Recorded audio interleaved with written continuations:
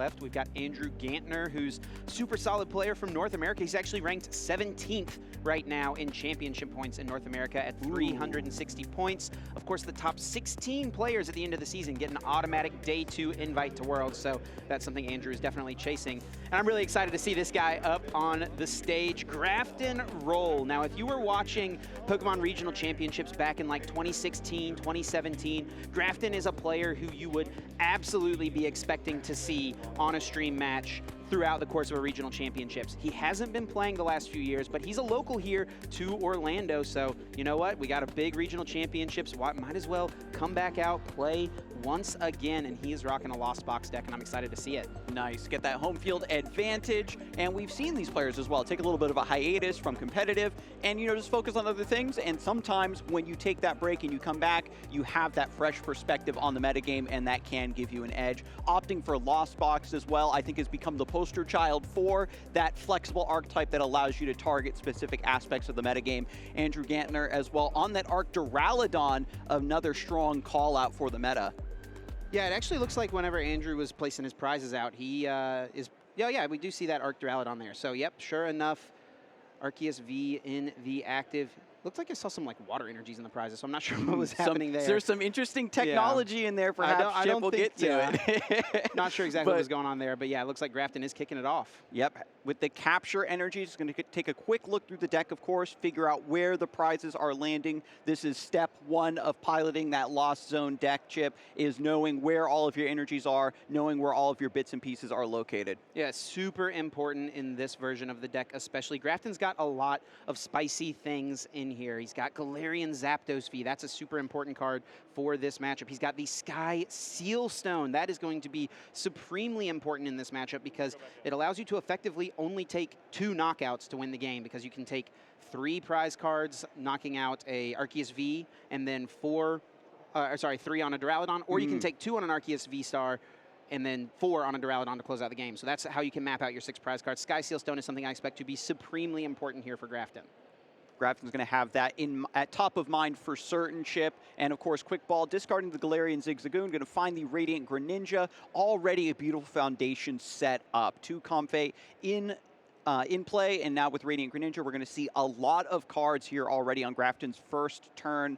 If you can get, those 4 cards in the Lost Zone, get pressure with the Cramorant ready to go, it immediately becomes a cascade, an avalanche of Lost Zoned cards that put your opponent under so much pressure. If Andrew falls too far behind, the Duraludon VMAX isn't going to be there to take this big amount of damage. Second Comfey comes up to the active spot, another Flower Selecting.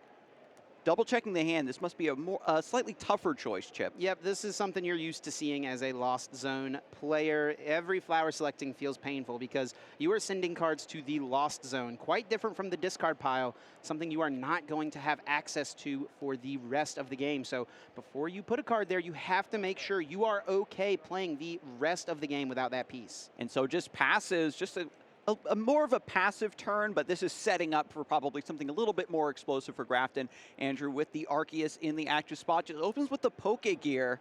Looks like Andrew does have the double turbo energy, so that means we could see the Trinity Charge here on turn 1, which is super strong for this Duraludon deck, but I'm not sure if there's a way to get down a Duraludon V just yet. Marnie, fortunately, is grabbed. This is such a key card when you're up against the Lost Box. Yes. With the Flower Selectings, the Chorus Experiment, the hands get very huge. And if you can detect that your opponent is setting up for some big combo turn, get that well-timed Marnie Disruption to keep yourself in the game. Does look like Andrew has a Ultra Ball in hand, so that at minimum could get the Duraludon. We'll see how he navigates the rest of this. He is shuffling up here, so might have something else he wants to play first. Looks like Colress's Experiment off the top. Okay, holding the Marnie for the next turn. Beautiful. Colress's Experiment finding its way into a lot of these control decks because you just have so many options. You need specific cards. You know that there are certain cards you have teched for matchups that aren't going to be useful. Very easy to send to the Lost Zone. There it is, a VMAX and a Boss's Orders going to the Lost Zone for Andrew. A little awkward to have to see 2 Duraludon VMAX in that Colress's Experiment, but you're okay losing 1. You do play a 2-3 line, so as long as you can still have access to that 3rd and final VMAX, be it through the Single Strike Mustard or manually evolving up through a Duraludon V, I think Andrew will be just fine with losing one. And as you said, Chip, the Ultra Ball does indeed come through. Duraludon V now entering the bench. And now Arceus V, potentially, if we have that double turbo energy, going to go for that Trinity charge, get the energies attached. We know that these Arceus Duraludon lists, this is where they're at their most weak, before they complete their setup. If you can get some early tempo with a Cramorant or a lot of damage threat in play, they can't really get that beautiful skyscraper ability down and that big HP pool, mind. Yep. It's all about getting to that Duraludon VMAX, that massive HP, that ability, like you mentioned, and trying to take advantage of, you know, the meta in general. Now, Grafton does play a few special energy, so he'll have to keep that in mind. He won't be able to attack into a Duraludon VMAX if he puts his special energy in the wrong place. Grafton actually does play a key card for this matchup in the Crabominable V with its Destroyer Punch attack, which deals 90 damage plus 60 more damage for each damage counter on one of your opponent's Pokemon. So if he can just get 4 damage counters to stick on a Duraludon VMAX, Destroyer Punch could come in and take a one-hit knockout. In game number 1, a absolutely filthy tech card like that is going to be at its Andrew's strongest. probably not going to be expecting it. This was something that we saw a long time ago with the Crabominable V, trying to take down, you know, Mewtwo V Union, having that big one-hit knockout punch. Exactly. And Lost Box has opted for things like Giratina, et cetera, in order to get those larger numbers. But Crabominable V going to be a card we're keeping an eye out for, Chip. But Andrew, again, has the double turbo energy attachment, just navigating the rest of the turn, figuring out what the next step is going to be after that Trinity charge. Things are back over to Grafton. Having the Lost Zone, a couple cards here. Losing the Roxanne is a little unfortunate. That's kind of an interesting tech. Not something you see too often in these Lost Zone decks, but now it gets him up to 5 cards in the Lost Zone, just 2 away from getting to Mirage Gate. Manaphy also being sent to the Lost Zone here from, excuse me, the discard pile from the Quick Ball. I see, just the Quick Ball. That new Manaphy from Crown Zenith, love that. Yeah, it took me a second to recognize the art, Chip. That is beautiful. From that Galarian Gallery, super cool to see players using those. Now Grafton here with the Quick Ball, maybe wants to just get Cramorant and try to throw some damage in play. At this point, he's already used one Comfey. He's already used Chorus's Experiment. It's probably going to be a little difficult to get to 7 cards in the Lost Zone this turn, plus have access to Mirage Gate and an attacker you would want to utilize. So Scoop up he may still go for it. We'll see if he can get there. All right, yeah, still going for that big Lost Zone. Once again, we saw turn 1 for Grafton be a little bit more tame, and now the gates are really opening wide to send tons of cards to the Lost Zone. We can see there at the bottom that there's already 5 and now 6. So slowly but surely, Mirage Gate's now becoming a threat. That Lost Mine's now becoming a threat. Andrew, fortunately, has the Duraludon V on the bench with the energy attached, is almost completing his setup. Escape Rope now sending another Comfey up to the active spot for that final flower selecting, getting 7 into the Lost Zone. Lightning energy going there. That's going to be very key. Again, only 2 lightning energy in the deck. So now we know there's 1 in the Lost Zone. Yep. And we have to just be very cognizant of where that last one is in case, you know, that Raikou does want to come out.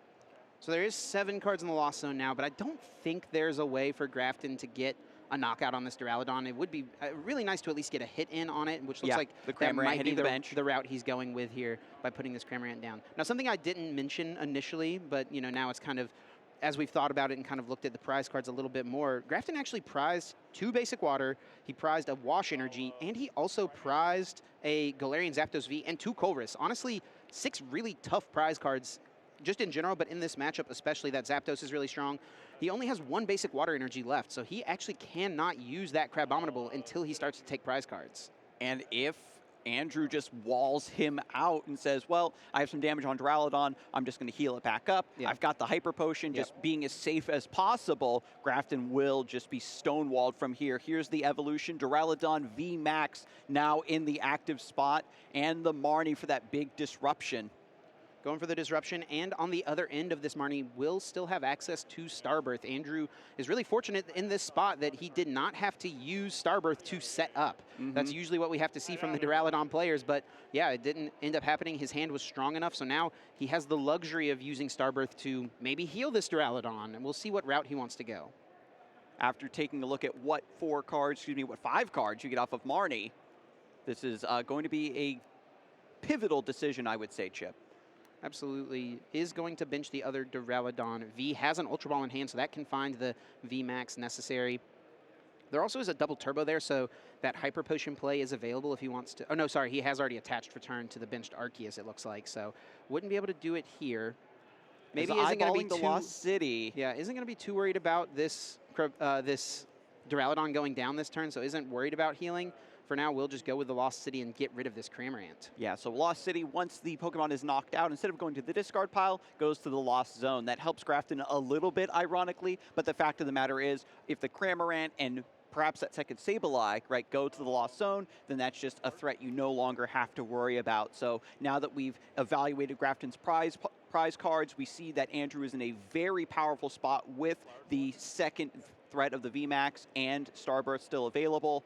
You know, things can get very dicey here for Grafton, even get a foothold in this first game. Yeah, and that was a great turn for Andrew as well to play the Marnie, because Grafton was starting to build a large hand, so play that Marnie, disrupt him a little bit. Grafton has already done a good job getting that hand size up just a little bit. Concealed cards plus the flower selecting will do that for you. It looks like he has access to Raihan potentially. We'll start here, though, with the Oranguru. Primate Wisdom has a few scoop up nets to work with. Especially after seeing that Marnie, we've seen Oranguru really become more and more and more popular over time as Marnie has come back into the metagame. We've got a scoop up net to reset the Radiant Greninja, going to discard another energy. A lot of energy now in the discard pile, Chip, but Grafton just really needs to find that water energy. After looking through the deck a couple times, is probably very aware it's in the prizes, is already trying to figure out a line to try to get at least one knockout to see 2 shots at getting that water energy that's going to be needed. He does have Snorlax in hand. That could be an attacker for him here. So that could be an option. He does have a couple of Raihan in the hand. I don't think he's going to be able to get a knockout on this Duraludon this turn, so he's just trying to find out the best way for him to hit it. And in this flower selecting, it looks like he does see that water energy, but what was the other card? Because he is debating it here. Oh no, you've got to take the water. The other card has got to go to the Lost Zone. These are these heartbreaking decisions, Chip, that seems to happen with these incredibly intricate Lost Zone decks, right? Where you're only running 2 energy of this type, 2 energy of that type. It must have been a good card. Yeah. The Crabominable's off the table for now. It looks like it was Capture Energy, actually, so seems like Grafton wants that option to get a Pokemon out of the deck here. Could be another Cramorant swing turn, potentially. With that Lost City, I don't know if Grafton's thinking about going for just some cheeky Sableye line, but now with the Lost City threatening, that's a little dangerous as well, Chip. Yeah, this is really looking a little awkward here for Grafton. He can swing with the Snorlax, like I mentioned. That might be his best play, and then next turn try to go for, like, Raikou V plus Sky Seal Stone. I think he's got that in the deck. Yep, does have the Raikou V. So that could be an option for him, and try to take 4 prizes onto this Duraludon. But Sableye as an attacker is an option as well, but he would need to Mirage Gate now since he's already attached for turn. Yeah, I think maybe Grafton is just going to go for a nice Lost Mine. Just sprinkle some damage around, and maybe the idea is if there's enough damage spread around on enough targets, Andrew's just not going to be able to heal them all up fast enough, and then you kind of get to pick your choices of what prizes you want to get for your knockouts. It's going to be very difficult from this position, however, but Grafton has a plan. We can see he's moving very confidently here, Chip. And the Raihan is going to be the way, yep, to get that energy back into play. I was going to say, I don't notice a Mirage Gate there, but Raihan will work just fine. Now, what is the card he wants to stack here is the question. Mirage Gate for next turn could be an option. Yeah, Mirage Gate, I think, is probably one of the best, and you can see he's going to take the moment to reevaluate the entire deck. Maybe the Raikou is just grabbed, put on the bench. We can start setting up for that Lightning Rondo, but if you... Would it be too dangerous to bench that Raikou V before the Mirage Gate? And then if you keep it in the hand, you're weak to Marnie. Yeah, you've already used Primate Wisdom. With Andrew having access to Starbirth this turn, I don't think you can bench the Raikou here, because he could just go Starbirth and guaranteed get boss's orders, take 2 prizes on it. And that just gets your opponent way too far ahead into the trade. This is, regardless, I think, looking like a really strong position for Andrew, because Lost Mine, while it will spread 12 damage counters, this is going to be where those Hyper Potions come into play. Benching the Comfey, and kicks the Lost City now with the Training Court. So this Sableye will be a little bit more safe. There's tons of energy in the discard pile already thanks to that Radiant Greninja. Going to get the Lightning energy back, and we just have to hopefully have that Ordinary Rod too. There's one in the hand, but if the Marnie comes through, it might be difficult to get this Sableye. This is, you know, the first win condition, that if you're playing Lost Zone, the Sableye is really what you want to carry you in the mid-late game. And we'll see if just going back to basics is how Grafton Roll is going to take this first game. Just Lost Mine, Ordinary Rods, Lost Mine. Damage being distributed right now. 12 damage counters any way you like. Yeah, spreading them out. I think I'd like to see, maybe would have liked to have seen 2 more damage counters go onto the Duraludon. That would put it at 170 damage on it, which would mean that you could come in with a Raikou V next turn with a full bench and deal 160 with the Sky Seal Stone to take the knockout. But this also could just be the fact that Grafton is anticipating that inevitable Hyper Potion, it feels like at this point. It's so difficult. You want to extend, but you have to really hedge your bets.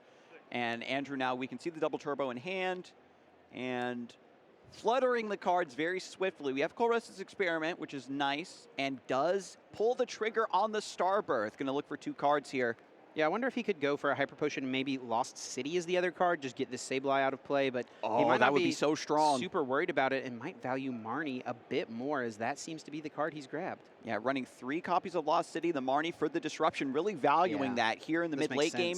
Knows that he's so far ahead that Grafton has to have bigger setup turns, more draws, more flower selectings in order to get those key cards to put together the combo, and he's just going to keep disrupting. This is, again, I would say, going back to basics for Arc Duraludon, just having something big in the active, your opponent struggling to KO, and then consistently disrupting all of their efforts to get the necessary pieces in hand to do so. There's a double turbo energy attachment, and then the Hyper Potion to discard that and heal 120 damage from the Duraludon. Still 3 damage counters on it, 1 off of setting up for the Crabominable, but Grafton has kind of already foregone that option. Does have Evolution Incense and Ultra Ball in hand. Could grab the other Duraludon VMAX out, but for now will just be a Marnie, it seems. Shuffling both players' hands. Andrew will get 5, and now Grafton will get 4. And this is, that, like you said, what you want to do against these Lost Zone decks. Whenever they're building up large hands, hit them with the Marnie. Okay, they take another turn to rebuild. They Raihan, they, you know, concealed cards, flower selecting, all those things. So all of a sudden they have 6, 7, 8 cards in hand. You want to disrupt that once again. So really smart play here from Andrew. And that's the benefit of being able to save your V-Star power for a point in the game like this, not having to use it while you're setting up. And once you disrupt the hand down to the bottom of the deck, you know, Lost Zone only has very specific things that they use to shuffle the deck, you know, quick balls and the like. They might have already been expended in the earlier parts of the game to get the comp phase and set up. And once that happens, maybe your opponent's like, okay, well, I'm already set up. I'm going to send these other quick balls to the Lost Zone. And then suddenly those cards are just down at the bottom of the deck. We are getting later and later into the game now, Chip. And that does mean that just by Lost Zoning everything, the deck's going to be very thin regardless. There's Lost City found, and Sableye going to the Lost Zone. That is the second Sableye now. And grabs a Hyper Potion off of the prizes. Super strong position here for Andrew. Very little damage on his side of the field. Grafton is left with just a small hand size and trying to figure out how to respond. How can he get through this Duraludon? If he had access to Crabominable, all he would need was Galarian Zigzagoon, Mirage Gate, a Water Energy. Like, he could easily knock this out, but his Water Energies are just in the prize cards. And this is the matchup where you cannot get access to those first couple prizes. Right. And it's looking so terrifying from this position, Chip. Once you have and you have the tech, you have the Crabominable V, you know that you can take down this Duraludon, but it's just not coming through. Grafton pivoted to a different line with the Sableyes, but is now just getting locked out of the game with the 3 Lost Cities. I believe, you know, that first Sableye was sent to the Lost Zone on turn 1 and turn 2 because this was before the Lost City was revealed, and now Grafton is really paying the price. This is looking like a very uphill battle at this point. Grafton really just trying to find the Ice Cube as well. Answer. Does have that Snorlax. That can come in and hit, but it's not going to take a knockout. Lost City is in play. And has to scoop it. All of the important attackers that you need for this matchup are just unavailable through one way or another. Andrew also needs to pick up those other from the Lost, and there we go. And here's the thing. Grafton gets to just roll the dice and go again. The tech, it hasn't been revealed fully. Yeah. So it means that you can still get some value out of it in game number 2. Now that he's scoped out those Lost Cities, is going to make even more pivotal choices when it comes to the flower selecting. Now the Cramorants and the Sableyes, which you're thinking in a typical line, I can get rid of one, I have the other, plus Ordinary Rod, it's totally fine. But now the Sableye and the Cramorants become even more important for those flower selectings for the Colress's experiment. So with so few energies that are so pivotal to setting up those attackers, Grafton is going to be under a lot of pressure here in the second game. Yeah, Andrew did everything really well in that game. He did everything right. He got set up, ideally. He got his Duraludons up and running. Still he got the the Starbirth. turn 2 attack with the Arceus as well. He got the turn 1 Trinity Charge, I should say, actually. So, yeah, I mean, he did everything really well. Was able to utilize his Starbirth super smart that game to both heal his Duraludon and disrupt Grafton. So really disrupting Grafton in 2 ways, right? Because Grafton's entire deck is about getting damage in play and being able to do something with that knowledge moving forward. So by healing that damage out of play, it really limits what Grafton is able to do. And Grafton has the pieces available in his deck to beat this matchup. It's just going to be a question of, you know, what is he going to have access to, because he just didn't have everything he needed in that first game. And after we shuffle and go, we just need the Abominable V. We need some water energy still in the deck, Chip. Yep. It's, you know, it's a tall order when you're relying on that one specific Pokemon for your matchup, and it's just not there. Double checking the list, he's on also 1 heavy ball. So if the if the crab ends up in the prizes, as long as we got the water energy, it should be fine. Yep. These players are getting set up. Looks like Andrew is going to take a mulligan. Which is, you know, very common for our Duraludon. Those are the only Pokemon you have. And it's just a matter of, it's a choice you make. I'm giving my opponent extra cards in their starting hand, but I have to trust that my deck is just so strong and so consistent at doing what it wants to do. Ooh, much better prizes for Grafton here. Yeah, the Zigzagoon could be a little awkward. That's one of those really key cards to help you fix some math, fix some damage, and can be a super important card when combined with Crabominable specifically. Did prize 1 Psychic Energy, so if he has to Lost Zone 1, that's something he's going to need to consider, because only having access to 1 means that's just 1 to work with for your Sableyes. Yeah, the miracle, the dream, Chip, is, you know, Arceus V is just stranded in the active, and Cramorant set up to deal with the Duraludon.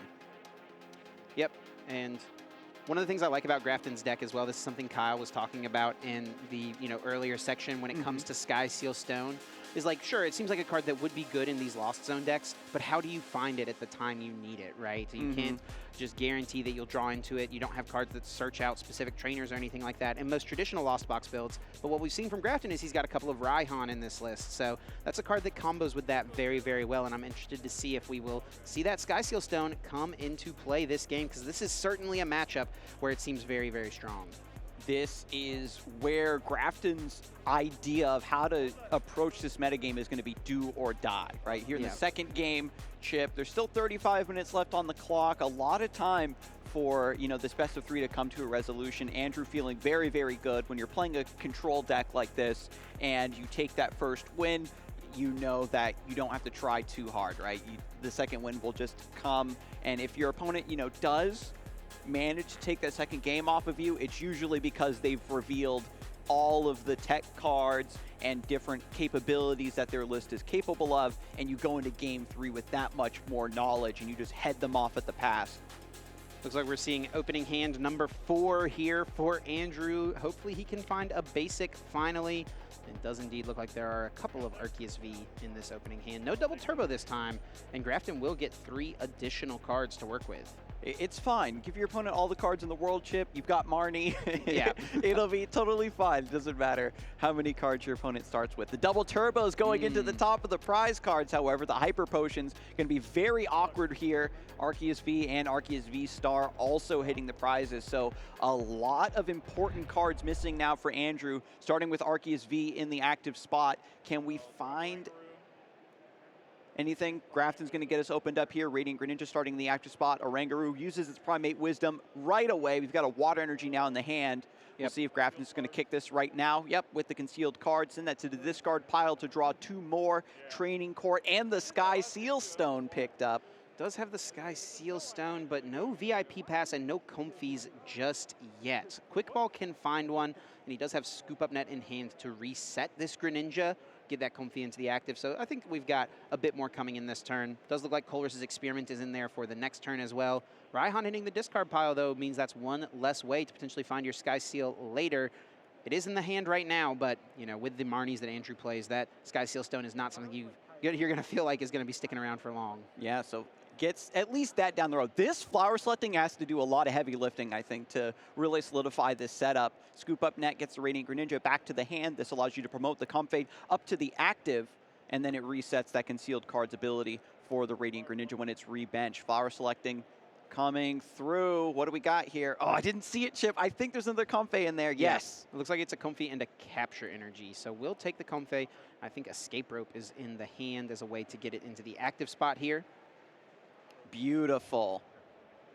A lot of flower selectings now coming online for Grafton. So what seems like kind of a weak turn has turned into a pretty decent one so far for Grafton. No Battle VIP pass or anything like that just yet. Yeah, I don't think he's got it in the list. Oh, is he not? Wow. Yeah, with the Raikou and the Seal Stone and the Crab, something's got to give. I just assumed that Battle VIP Pass was in the deck, right? Same. I mean, when's the last time you saw a Lost Box deck without Battle VIP Pass? But I mean, hey, it's such good fodder. If you can justify cutting Battle VIP Pass from your Lost Zone deck, that creates 4 spots for you to do things like play Sky Seal Stone and play Crabominable V. So, you know, the cuts had to come somewhere. It looks like Battle VIP Pass is the unsuspecting recipient of that cut. And what this means is that Grafton is potentially going to be very slow to start.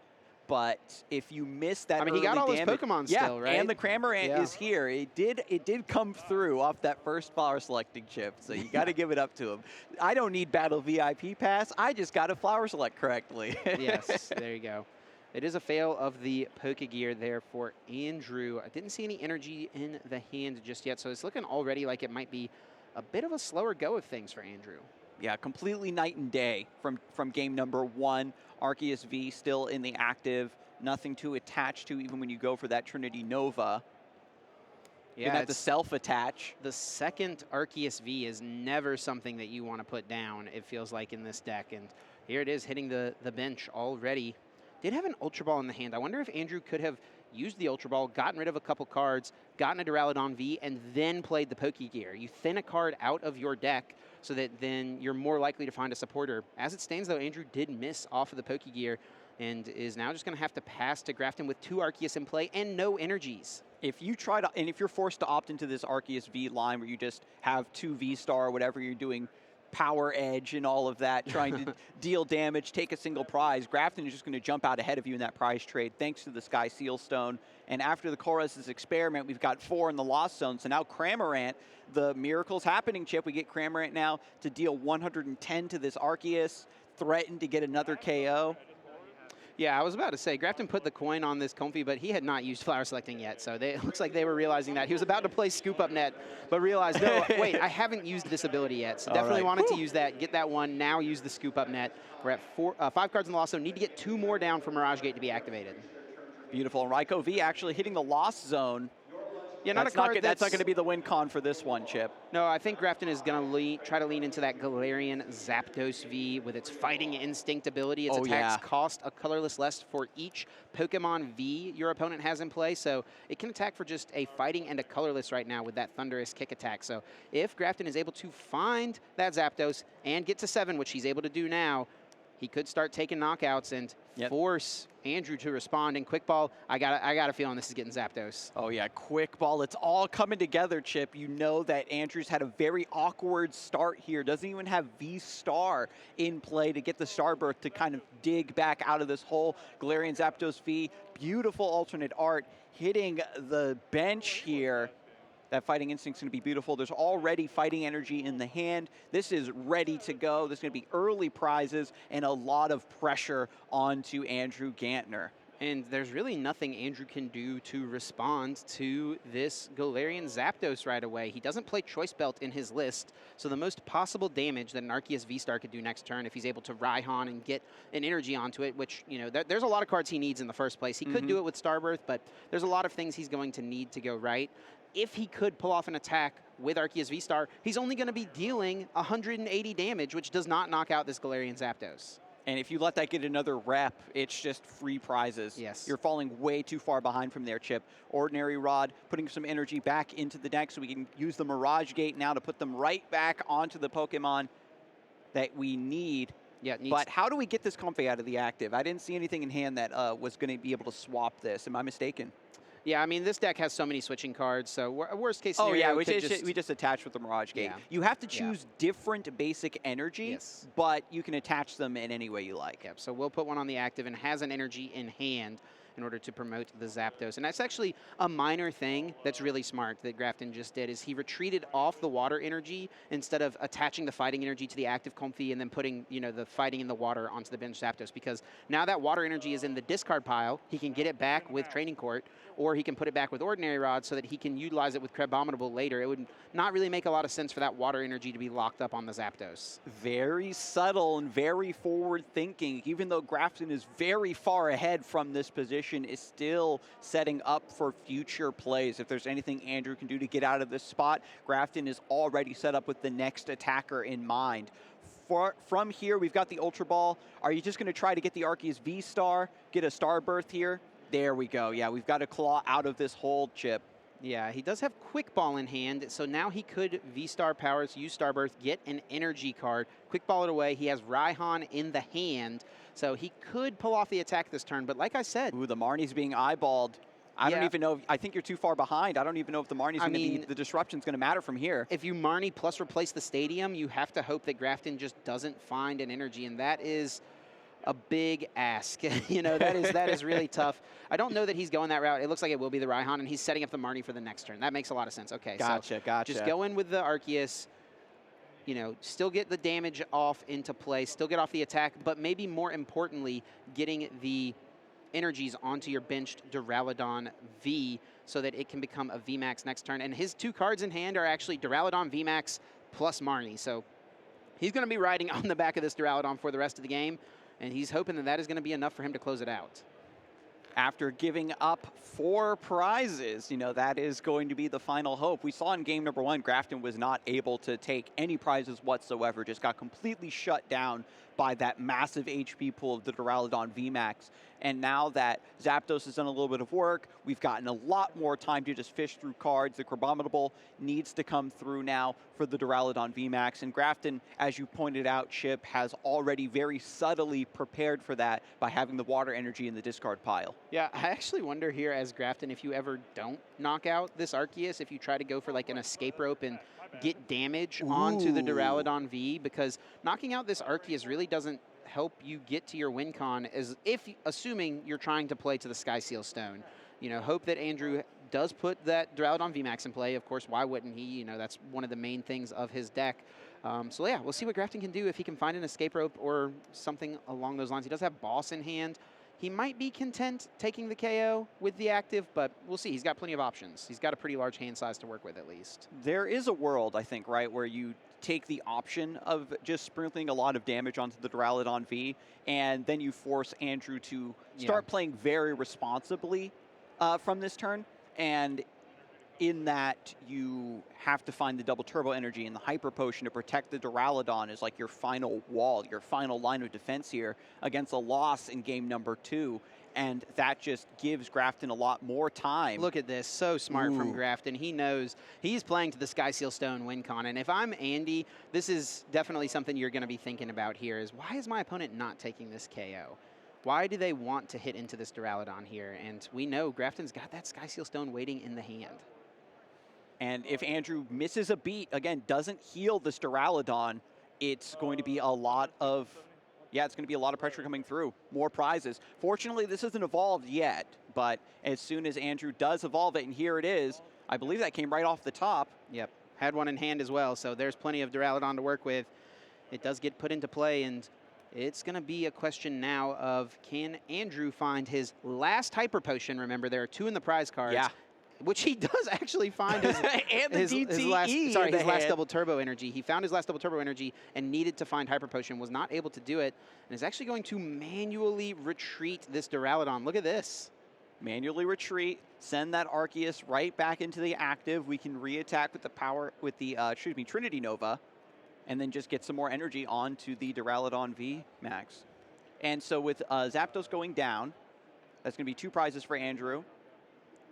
Yeah, Andrew also did have Lost City in hand, but chose not to play it here in this spot. Maybe wanting to keep Grafton away from Sableye. He's not